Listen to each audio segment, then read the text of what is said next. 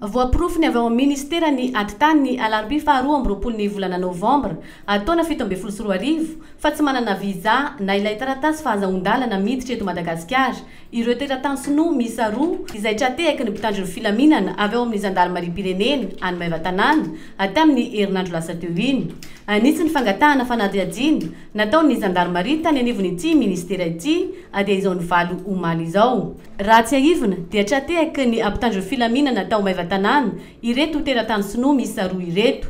Anandritra ny fisavana azy ireo dia hita tamin'izany fa ny iray amin'izy ireo ihany no ananana viza fa ny iray kosa nanana afasary n'olo-kafa ny tao anatiny.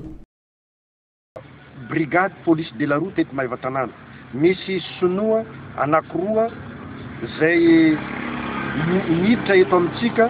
Ireo sinoa ireo efa lany tamin'le 14 ny passeport ny visa zany fa lany tamin'le 14 nefa mivezivezy omaly maraina zany zareo reo tratra avy any Mazenga andeha ho any Ambatondrazaka. Passeport anankiroa tia ny tamindreo. Ny iray no misy passeport zay fa lany.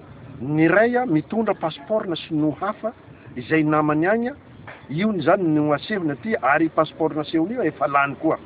Ka zareo reo natratraran zareo voalohany resaka fitondrana fiara tsy misy taratasy, tsy misy permis, mivezivezy eto amintsika mitondra le fiara.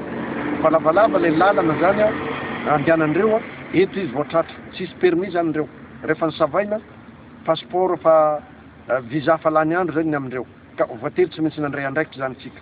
Nanomboka teo araka izany ny fanadihadiana ka fantatra fa visa santoka sy permis santoka no ampiasain'izy reto mivezivezy eto Madagasikara.